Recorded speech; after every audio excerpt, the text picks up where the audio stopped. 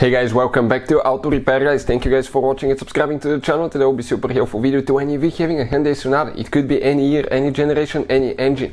Let's say you change your engine oil or you put a dipstick and you notice that your oil has that milkish color. It's not clean oil, it's mixed with coolant. Stay with us, we'll explain the top things that can cause your engine oil and coolant to mix. And in some cases it could be something really simple, but if you don't pay attention, don't fix it on time, you can ruin your engine and you may end up having the engine rebuilt. All that will be covered in this video today. Before we start, let me tell you a little bit about us. Every single car we get at the garage, we try to make at least 200 to 300 free repair videos. Why we do that? Simply because our mission in the shop is to save you as much money as we can. All we need in return, please subscribe to the channel, like the video.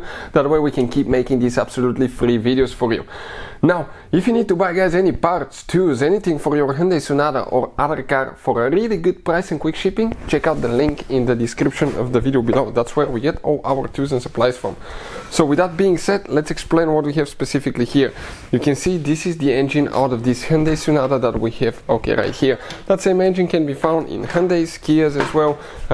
Practically they're sister companies, so the same engines and everything can be found in both vehicles. So what usually can cause to have coolant in the oil pan? Now first of all, turbo, because you put a dipstick or change the engine oil and you notice that it's not oil anymore, it's mixed with coolant. You have that like milkish color. So the thing about it is you should not drive your car that way. If you do, your oil will not be able to lubricate correctly and you may end up throwing a rod bearing, spinning a rod bearing. When you throw a rod bearing, that will damage your crankshaft. In our case, even broke connecting rod. From there it cracked the engine block and that engine is practically done.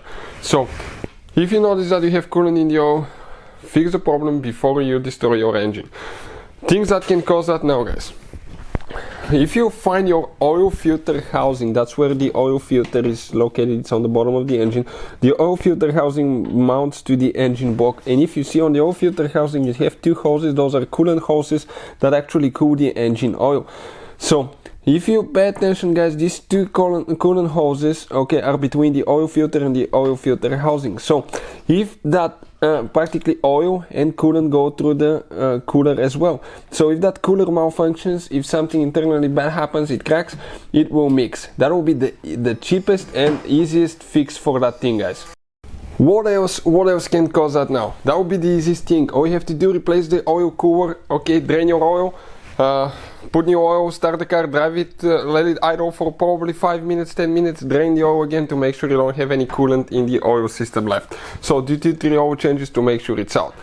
Something else now, you hope that's not the case. Between the engine block right here and the cylinder head, which is located, you can see right there, you have a gasket that's known as head gasket. The purpose of that gasket is to make sure the compression stays in the cylinders, coolant doesn't go anywhere, and oil stays in its own passages right here.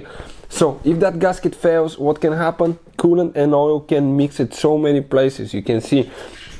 So if it mixes, what happens? Because the coolant will be under pressure, usually because simply the coolant guys, the coolant will be hot, it will have pressure, and if it fails, it will go to the engine oil in the oil pan.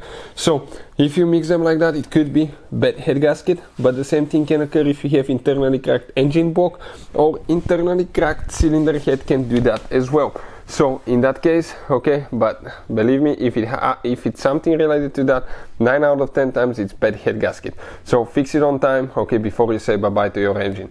Hopefully the video will be helpful. Thank you for watching and see you next time.